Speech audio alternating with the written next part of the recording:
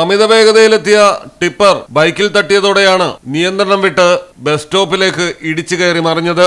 തത്സമയം 10-ലേറെ വിദ്യാർത്ഥികളും നാട്ടുകാരും ബസ് സ്റ്റോപ്പിലുണ്ടായിരുന്നു. കൊട്ടാരക്കര നീലേശ്വരത്തുണ്ടായ അപകടത്തിൽ ഒരു വിദ്യാർത്ഥിയും 2 മുതിർന്നവരുമാണ് മരണപ്പെട്ടിരിക്കുന്നത്. 5 പേർക്ക് പരിക്കേറ്റിട്ടുണ്ട്. നാട്ടുകാരും ഫയർഫോഴ്സും ചേർന്ന് മണ്ണുമാന്തി യന്ത്രത്തിന്റെ സഹായത്തോടെ മണ്ണ് നീക്കം ചെയ്താണ് മൃതദേഹങ്ങൾ പുറത്തെടുത്തത്.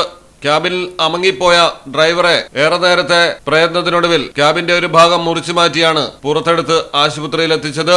മണ്ണിനടിയിൽ നിന്ന് ശരീരഭാഗങ്ങളും കണ്ടെടുത്തിട്ടുണ്ട്. ടിപ്പറിൽ ലോഡുണ്ടായിരുന്നതാണ് ദുരന്തത്തിന്റെ വ്യാപ്തി വർദ്ധിപ്പിച്ചത്. മാത്രമല്ല മൊട്ട ടയറുമായിരുന്നു. സമയത്തിന് എത്തേണ്ടിയിരുന്ന ബസ് അല്പം വൈകിപ്പോയതാണ് ബസ് സ്റ്റോപ്പിൽ 10-ലധികം ആൾക്കാരുണ്ടാകാൻ കാരണമായത്.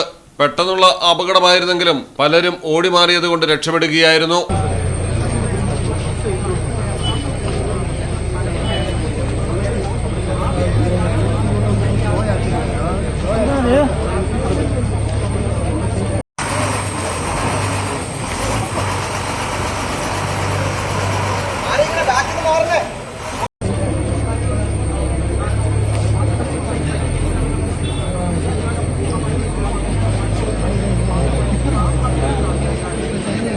രണ്ടു 3 മാസം മുൻപും സമാനമായ രീതിയിൽ അപകടമുണ്ടായതായും 3 പേർ മരിച്ചതായും നാട്ടുകാർ പറയുന്നു. പരിശോധനകൾ ഒഴിവാക്കാൻ മിക്ക ടിപ്പർ ലോറികളും തിരക്കില്ലാത്ത ഈ വഴിയാണ് തിരഞ്ഞെടുക്കുന്നത്.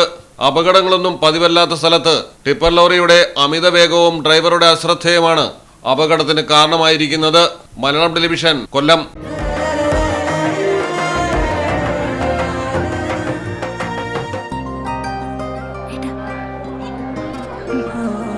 എല്ലാരും പറയുന്നു ഡിഫറെന്റ് ആയിട്ടുണ്ട്, നല്ല ഭംഗിയുണ്ടെന്നൊക്കെ. നല്ലതല്ലേ? ഞാനല്ല, സ്വർണം. Safa Gold and Diamonds, different by design.